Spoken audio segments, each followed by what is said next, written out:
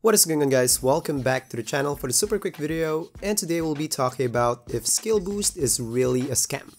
This one here is just a follow-up video of my last one about skill boost because I received some interesting comments regarding about it, and those ones will be answered in this video. And try to watch the whole video. Trust me, if you missed some parts, you might miss the whole point of the video. Just for example, on my last video, some were complaining why my downhill test was just a normal sprint. Because what happened is, they skipped the video, they jumped to the comparison part straight away, and missed the parts that I showed that it's off a rebound. It's actually good that some of them commented about it, at least I was able to clarify it, but what about those who left misinformed? So try to watch the video fully, you know me, I don't stretch videos just to say some nonsense anyway. And by the way, just want to make it clear that some of these info here that I'm going to tell you are just smart assumptions.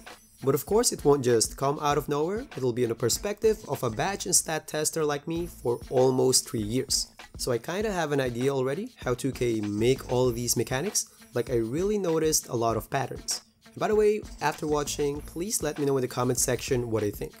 So first one, just a quick recap of my first video. I made a test and I concluded there that the boost of skill boost is not on a form of attribute boost. When I say attribute boost, that's the direct plus points on your attributes. So I think what skill boost does is, for example, on shooting, the boost could be in the form of increasing your make percentage on whites, or maybe it increases your green percentage, or maybe it reduces challenge percentage. Who knows what exactly it is, but I'm pretty sure there is something. So there's another layer of variables, not just attributes.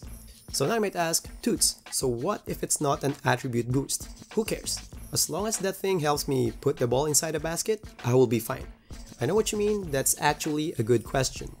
For those who don't know, if you add something directly to your attribute, it can unlock certain animations. So for example, based on my floor general test, without the badge, this player here can't do momentum cross because he only have less than 61 ball handles, and you need at least 61 to do it. But since floor general badge is a direct attribute boost, if you have a teammate that has the badge and the badge helps you to get 61 or more, you will able to do the momentum cross. Same case with defensive leader, which is a direct attribute boost as well. If you have 40 or less steal rating, you'll do the spoking animation, but the moment you get 41 or above, you'll have the swiping animation instead. So if you have 40 steal rating, then your teammate has the badge, then you'll able to do that swiping animation because of the plus attribute boost. Pickpocket can do that, even you have 40 steal rating, and you have Hall of Fame pickpocket, even you only needed +1, you still can't do that swiping animation because the badge doesn't give you direct attribute boost. So that's the main difference. Now that you know the deal with the attribute boost, let's move forward now to the main topic after these messages. And before we go to the next part, just want to invite you guys to like the video if you're liking it so far. And if you think that this channel deserves 100k subs, would be really awesome if you guys can subscribe to make this silver play button real. I'll give you guys some moments.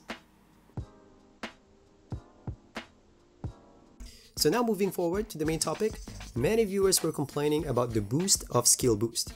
Most viewers say that it's just a scam, that they can't feel any boost at all, that 2K just makes us spend VC on something worthless, so we'll buy some more VC. Is that true? To give you a better perspective about my answer to that, I'll give you a quick insight. So I've been testing stat and badges for almost 3 years, and I noticed this pattern. What I noticed is the wider the scope or the window of activation of something, the smaller the boost. And of course, the smaller the scope, the bigger the boost. So for example, Fast Twitch has a really big scope. For me personally, if not the biggest, one of the biggest. It covers pretty much every type of layup and dunks. And you can notice on this test that visually the boost is not that big. But it looks fair to me, to be honest, because it works on a lot of things anyway, so I don't really mind. One more better example is on my Rise Up badge test. The boost is way more than Posterizer in terms of standing dunks, which kinda makes sense because Posterizer covers driving dunks as well, so it kinda evened the equation. So that pattern there applies on any other thing like shooting badges. So that's the reason why ever since, Volume Shooter, which the scope is really wide, have a way less boost than a more specific shooting badge like Corner Specialist. My point is, I think those skill boosts have really wide scope, that's why most of us can't feel it. If you look closely at the definition, increases your jump shot ability. So it looks like every jump shot will be boosted. So it means the scope is even wider than any other shooting badge. And we all know as well, even a specific badge like Hot Zone Hunter, sometimes a 2-badge upgrade can't be felt that much. So what more on this skill boost which have a bigger scope? And to give you more perspective, a usual Hall of Fame shooting badge will give you around 7 to 8% boost, which have a smaller scope than skill boost. So let's assume that this jump shot skill boost here will give you around 4 to 5% make boost. And to give you a deeper perspective on that 5%, it's just instead of making 40 shots, it'll be 42 instead. So imagine shooting 42 instead of 40. I don't think you can notice that in real game, with all those randomness in the game. And for more perspective, I don't think we can feel the difference on making 105 instead of 100.